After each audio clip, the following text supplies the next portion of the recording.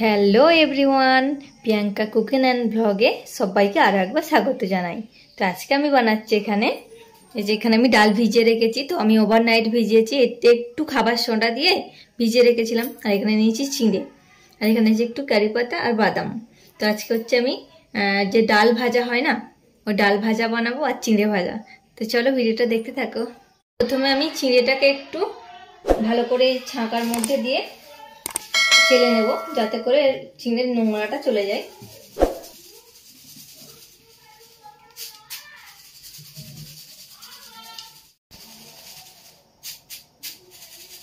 এরপর আমি ডালটা খুব ভালোভাবে ধুয়ে নেব। তবে এই জলটা ফেলে দিয়ে আমি দু একবার আরো ভালোভাবে ধুয়ে নেব। তো এখানে আমার ডালটা খুব ভালোভাবে ধুয়ে নিয়েছি আমি। তো আমি যে ছাঁকার মধ্যে জল ঝরার জন্য রেখে দেবো কিছুক্ষণ।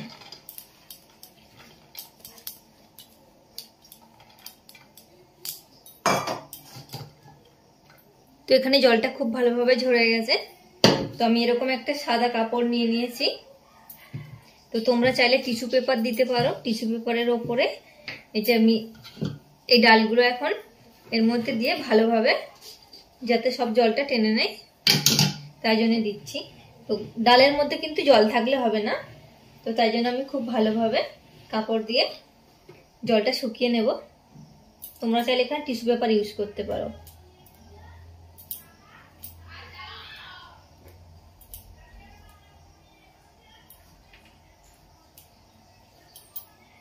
কিন্তু এখানে বন্ধুরা খুব ভালোভাবে ডালগুলো শুকিয়ে নিয়েছি, যে ডালের মধ্যে কোনো জল নেই। তো চলো এবার ফ্রাই করে নিই।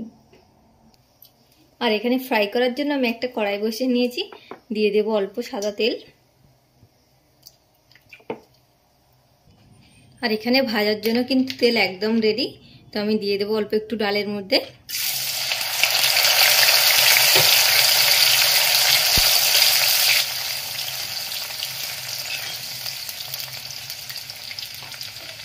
তো দেওয়ার সময় কিন্তু বন্ধুরা এরকম দেওয়ার পর একটু ফেনা উঠবে।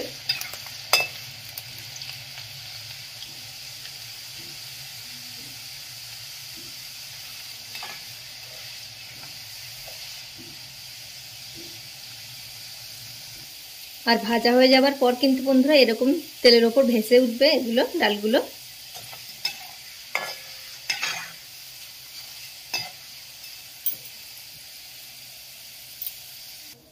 তো এখানে ভালোভাবে ভাজা হয়ে গেছে ডালগুলো, আমি এবার তুলে নেব। এখানে আমি একটা টিস্যু পেপার পেতে নিয়েছি, যাতে এক্সট্রা তেলটা টেনে নেয়। তো আমি এরকম ভাবে সব ডালগুলো ভেজে নেব।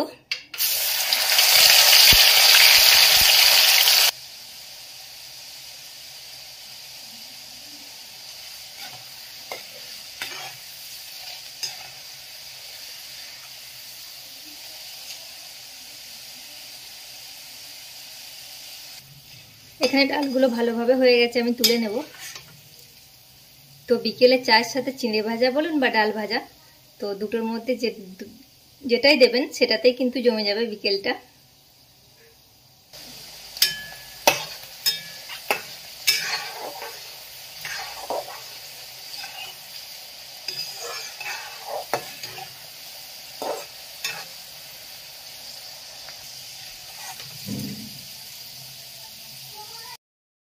চলুন চিংড়িটা ভেজে নিই। চিংড়িটা আমি অল্প করে নিয়েছি, এই ছাঁকার মধ্যে আমি আর ঢালবো না, এরকম ওপরেই থাকবে। এই যে কি সুন্দর ভাজা হয়ে গেল দেখুন বন্ধুরা।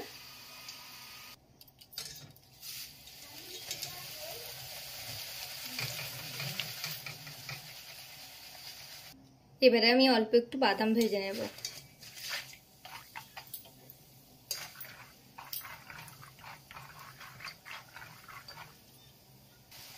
বাদামগুলো এখানে খুব ভালোভাবে হয়ে গেছে, আমি তুলে নেব।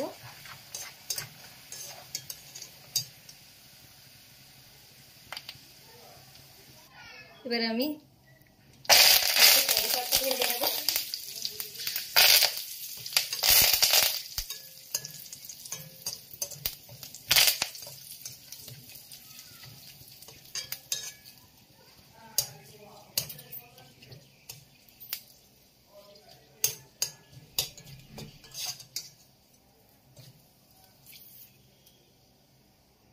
এখানে কারি পাতাটা ভালোভাবে ভাজা হয়ে গেছে, তুলে নেব।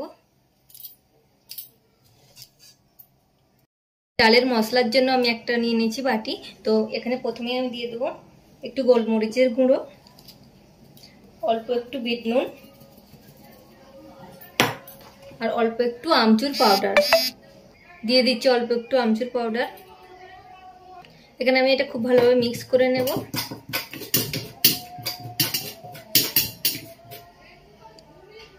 আর এরপর এই ডালের মধ্যে দিয়ে দেবো আমি অল্প একটু কারি পাতা আর একটু বাদাম, আর দিয়ে দেবো এই মিক্স করা মশলা।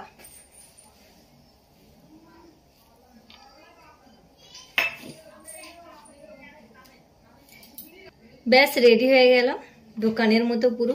আর এই কারি পাতাগুলো খুব সুন্দর সেন্ট ছেড়েছে বন্ধুরা, আপনারা অবশ্যই বাড়িতে ট্রাই করে দেখবেন। এখানে চিড়ে ভাজাটাও রেডি হয়ে গেছে। দিয়ে দেবো অল্প একটু কারি পাতা আর বাদাম।